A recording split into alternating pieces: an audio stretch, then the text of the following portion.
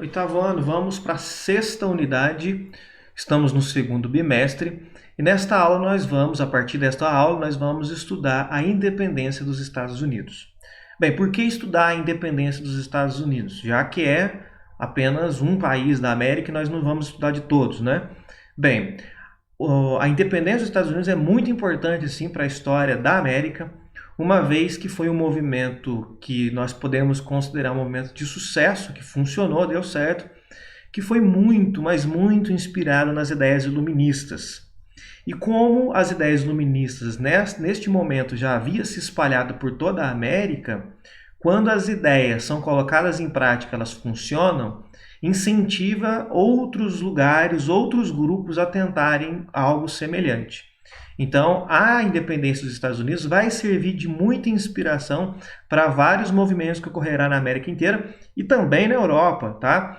Inclusive na Europa. Então, a independência dos Estados Unidos é uma novidade, porque ela tentará colocar em prática as ideias do ministro e vai ter um certo sucesso.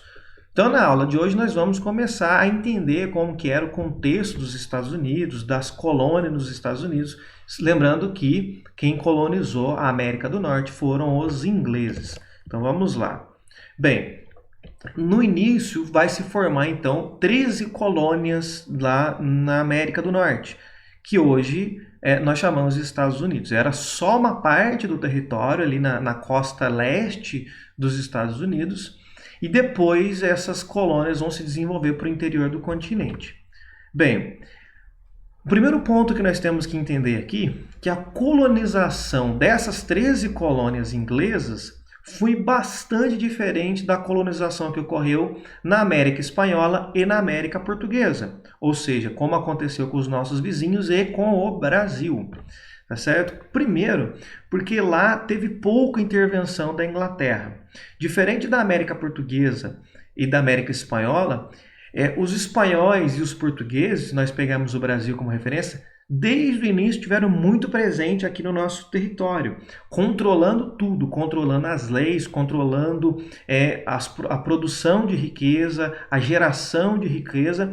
Pegando o Brasil como exemplo, desde a extração do pau-brasil, depois quando começa o ciclo da cana-de-açúcar, passando pela mineração, Portugal sempre esteve presente no território do Brasil, controlando toda a economia e obrigando a população brasileira a sempre consumir os produtos portugueses. Então tem um controle total da colônia.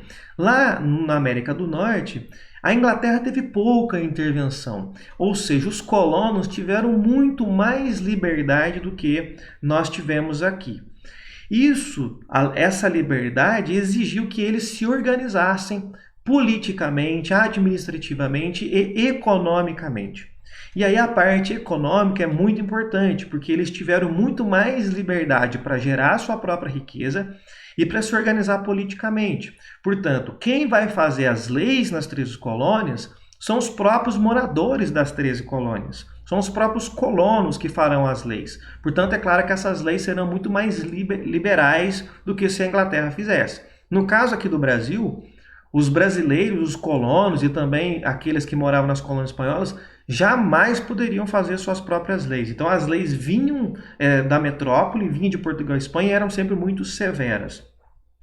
Um outro detalhe importante é como eles têm liberdade para administrar a própria economia, a riqueza que eles geram ficam ali. Então eles se enriquecem. Diferente do que acontecia aqui, toda a riqueza gerada, uma grande parte dela era levada para Portugal, não ficava aqui. Então a gente não progredia muito em termos de riqueza, já que parte da riqueza era levada embora. E eles não, eles tinham essa liberdade.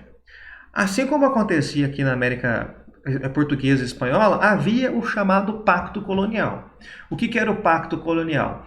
A colônia só pode negociar com a sua metrópole. Em outras palavras, as 13 colônias só deveriam negociar com a Inglaterra, assim como o Brasil só poderia negociar com Portugal. As colônias espanholas só poderiam negociar com a Espanha. Mas mesmo assim, mesmo tendo esse pacto, eles não obedeciam esse pacto, eles não obedeciam o pacto colonial. E eles realizavam comércio por conta própria. principalmente com o Caribe e a África, formando então o famoso e muito importante comércio triangular. Então, guardem bem como funcionava o comércio triangular, porque vai ser esse comércio que vai enriquecer bastante os colonos, vai dar bastante liberdade para os colonos. Bem, basicamente o comércio triangular funcionava da seguinte maneira. Aqui, então, estamos a região dos Estados Unidos. As 13 colônias ficavam nessa faixa aqui, na faixa da costa leste dos Estados Unidos, tá certo? Então, no primeiro momento, essas 13 colônias, essa região vai ser chamada de Nova Inglaterra, evidentemente porque foram colonizados pelos ingleses. Então, vamos lá. Na Nova Inglaterra era fabricado rum, era uma bebida alcoólica, que era levado para a África e o rum era trocado por escravizados. Então veja, aqui fazia o rum, aquela bebida, lembra aquela bebida que os piratas gostavam muito? Então produziam aqui, levavam o rum aqui para a África. Esse rum era trocado por escravizados. Então os africanos eram transportados para trabalhar, certo? Nas fazendas aqui do sul e também aqui na região das Antilhas. O que se fazia aqui nas Antilhas? Produzia então a cana-de-açúcar e com essa cana-de-açúcar eles faziam melado e esse melado era levado para a Nova Inglaterra, que era a matéria-prima do rum. Então vamos entender aqui, os moradores da Nova Inglaterra faziam o rum. O rum era levado para a África, trocava o rum pelos escravizados. Os escravizados eram levados para as Antilhas. Nas Antilhas, os escravizados faziam a produção da cana-de-açúcar e o melado produzido da cana-de-açúcar nas Antilhas eram levados para a Nova Inglaterra fazer rum. Então, uma coisa alimentava a outra, por isso que é chamado de comércio triangular, certo? Um comércio alimentava o outro. Aqui fazia o rum, trocado por escravizados, os escravizados trazidos para as Antilhas faziam a produção do melado e esse melado era levado para a Nova Inglaterra, que era a matéria-prima do rum. Então vai ser a partir deste modelo comercial. E veja, em momento algum a Inglaterra entrou nesse jogo. No comércio triangular a Inglaterra não está envolvido.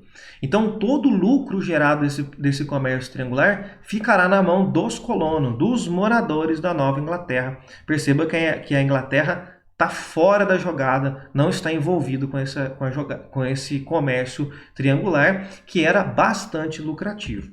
Bem, aqui nós já temos então uma grande diferença com relação ao modelo que foi adotado aqui na América Espanhola e Portuguesa, que vai fazer muita diferença na história dos Estados Unidos.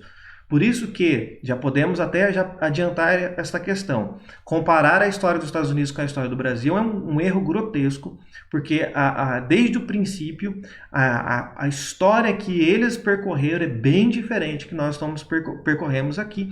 E já dá para perceber que desde o princípio eles tiveram muito mais liberdade do que nós e desde o princípio geravam mais riqueza e essa riqueza ficava concentrada nas mãos deles, comparando-se com os colonos que moravam no Brasil, que eram obrigados a dar toda a sua riqueza para os portugueses. Nas próximas aulas nós teremos mais detalhes então da independência dos Estados Unidos.